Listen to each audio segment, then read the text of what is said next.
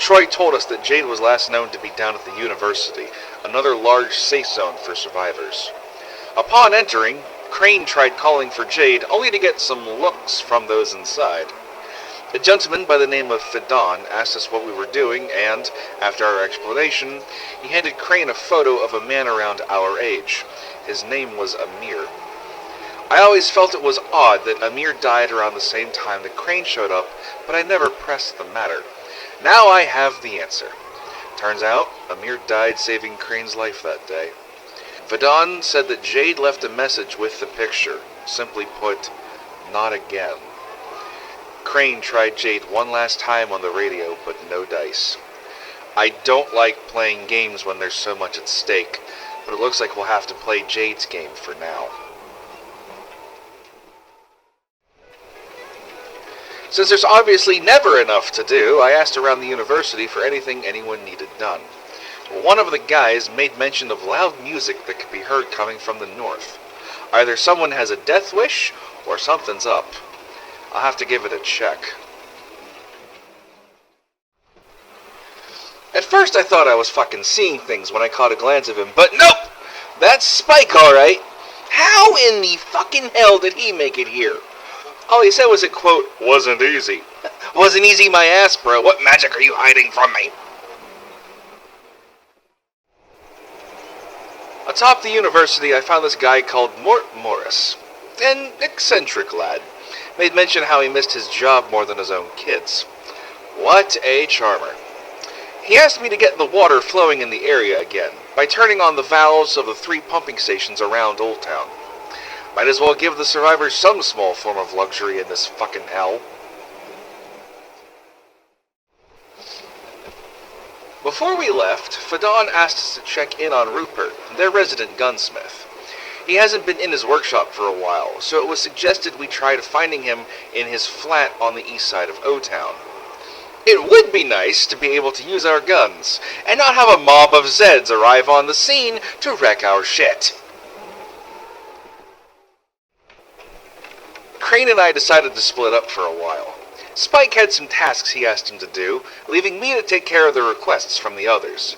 As I was standing on the roof of the university, deciding what to do next, my radio crackled to life. Who would it be other than Dawood? His voice was panicked, calling for anyone to come help him. He mentioned that he was bitten down in the south side of town, and he was hoping someone would help his son. As much as I feel he deserved this, I couldn't let Sammy be in danger. Thanks to the layout of the area, it didn't take me long to get there. Unfortunately, it was just long enough for Dawood to turn. Much as I hated the guy, I didn't let him suffer. I found Sammy in a closet, and he explained that his dad told him to stay in there so he wouldn't get hurt. Out of all of the idiotic thinking that he's done, I radioed Troy, and she told me she'd make sure Sammy got back to the tower. I decided that the Rise idiots needed to be dealt with first. I headed for the office building, where I managed to take the 3 idiots on the roof out with my bow. However, they were each armed with rifles. If the assholes inside were going to be armed to the teeth, then so was I! They had the building blocked up tight, so when I got inside, I just went to town. I had to be methodical so I didn't get overrun. Thankfully, the dumbasses were too scared to move too far from where they were hiding. Everybody's the big baddie till they have a barrel aimed towards them. With the offices cleared out and everything I could find gathered, I went to the radio station next. The radio station itself was set up in one of the older brick buildings, and it's by far the most fortified building I've seen in the quarantine. Had to climb up a small miniature courtyard to an open window. Once inside, I stayed as silent as I could, taking out what goons I could with my bow. Unfortunately, thanks to a small little glass partition that I couldn't tell was glass, the others were alerted that I was there. And so the fireworks started. They were more protective of the radio station than they were the office building, for fuck's sake. They had explosives set to blow several doors and reveal ambushes. Much as I admire their work, they were no match for some DIY grenades and some bomb arrows. Putting the needs of the people before mine and Crane's, I set about getting the water flowing again. The valves were near the hotel, town hall, and the canal. Each of them were underground in small enclosed areas. When I got under the hotel, I discovered a pair of toad Zeds that somehow got themselves blocked into a pair of fenced areas, almost like sentinels guarding the place. Had to knock several arrows to take them out while dancing around their sludge bombs. The one under Town Hall had no Zeds to my surprise, though the area was flooded, so I had to pick a gate lock underwater to get across to the valve. The canal valves area wasn't as flooded, but it was live with electricity because of several wires that fell into the water. I had to jump across what platforms I could use to get to the ledge that led to the breaker, which of course had Zeds to deal with. Once I got the power off and the valve open, I radioed Norris. He told me the final step was to turn on the main station pump. Once again, we're underground as we try to get the main valve open. The primary door leading into the main hall was locked, having us take the secondary entrance. Another deep pool was waiting for me like under Town Hall. However, this one had a passage deeper underwater that I had to swim through. The only place to climb out led to more stairs leading down. And who would I find? Of course it's more of the Rise Cheer Squad! Why am I not surprised? I didn't come properly prepared, so I had to snag a rifle off the first kill. The playing field was more level as I fought off the other 5 idiots, taking them out with ease. Spinning the final valve, I radioed Norris again, who was ecstatic. Not only had the water in the university been returned, but all of O-Town. I'd call that a job well done. I think it's time we see what this gunsmith I've heard so much about can do for us. Heading east, I went for Rupert's flat. The entrance I found led to the 3rd floor. The lights were on, but it was deserted and eerily quiet. Luckily, this wasn't the case on the 2nd. We spoke for a couple of minutes and he explained what the hell was going on. He was using the building as a safe house for children that no longer had parents to protect them, pretending to be a wizard using magic to keep them safe. However, there was a problem. He said his wife was out gathering supplies, and one of the little girls was diabetic and in dire need of insulin. Without hesitation, I told him to sit tight while I tried to see if the drugstore had any left. The children kept saying to use a magic potion to cure her. Here's hoping I can find it. Unfortunately, neither of the stores had any left. While I radioed Troy to let her know what was going on, I used the computer that was left on at the counter to check the database for any recent purchases. Turns out the girl's father bought some before hell broke loose. Since the database showed their address, it was our only hope.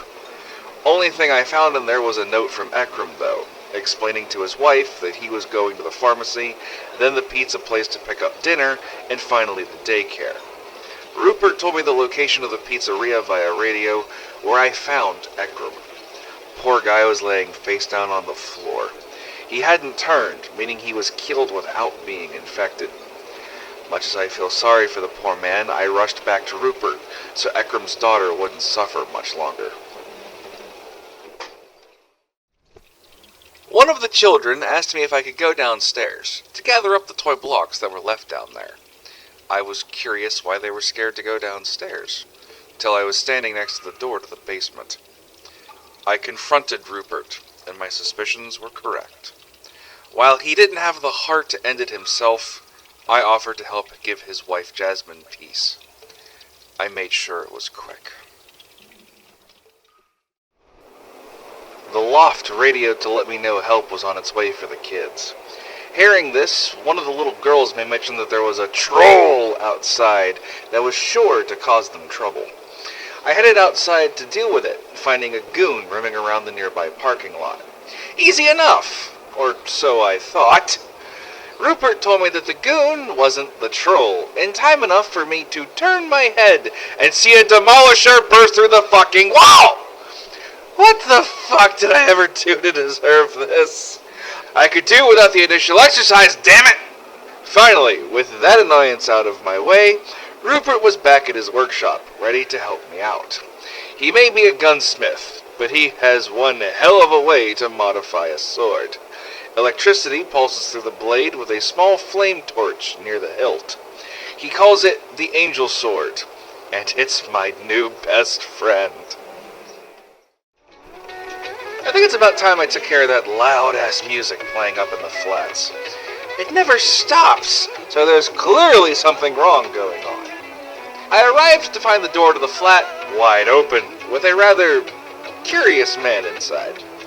He had incense burning and was speaking like that of a fortune teller.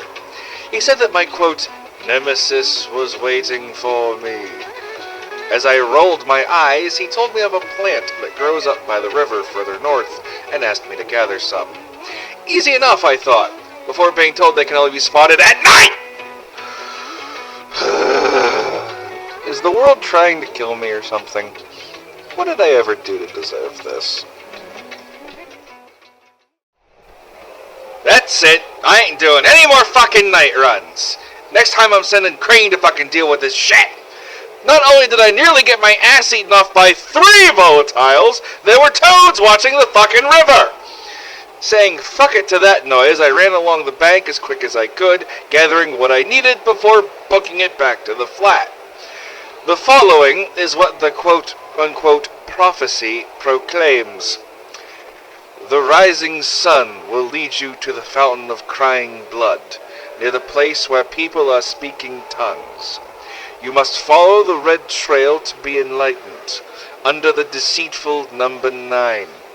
The shadow of a self-proclaimed king will be waiting for you, the king with whom you shall have to fight. You'll find out who he is and what his weaknesses are.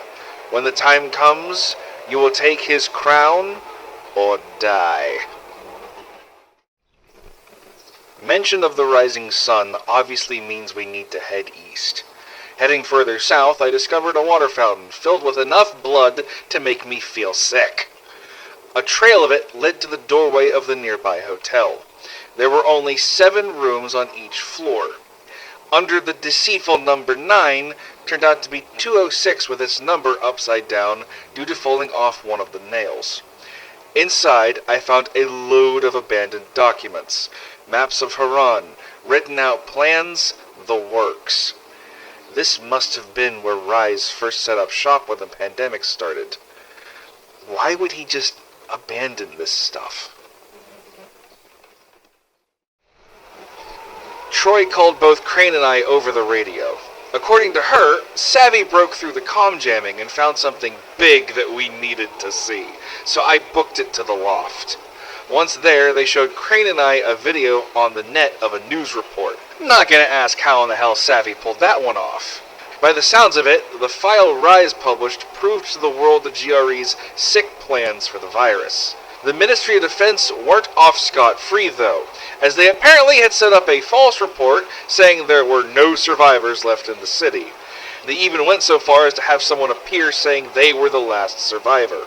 We have to move, and move fast, before they fucking bomb this city into oblivion.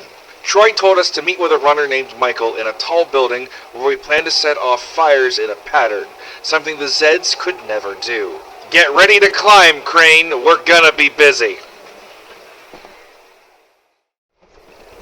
We had to get in through the sewers. Obviously, fate hates us, or would stop sending us down there. Once we found Michael, he filled us in on the plan. He managed to get the first few set up, but couldn't get past the 9th floor. Crane and I both took half the bombs and started climbing. We decided it best to stick together on the floors, rather than split up. On the 10th floor, we went to apartments 105 and 106, while on the 13th floor, we looked for 134 and 137. We set the gas burners on all the stoves to full and planted the makeshift bombs on them. In 137, though, we encountered the worst fucking Zed type yet. We thought we heard a child in the room crying. What it turned out to be was a fucking baby Zed that, as soon as it saw us, screamed so loud we thought our heads were gonna explode. Crane dealt with the Zeds the noise summoned, while I planted the bomb, and we said fuck it and booked it out of there. Once we were free from hell, he set off the explosives, and we watched as a burning, frowny face appeared on the side of the building. only for an F-22 to swoop in and destroy it with a pair of fucking missiles. After last night, Jade finally believes that Crane is on our side and is talking to him once again. We regrouped at the loft and discussed our options. Jade tried asking Crane to contact the GRE, to which Crane revealed that Rise stole his radio, which was the only one programmed to get past the jam blocking comms outside the city. Straight to it, Savvy mentioned he had a plan to fix that, because of course he did. Tech genius and all. While they're off taking care of that, I'm gonna go see if any other survivors need help in Old Town.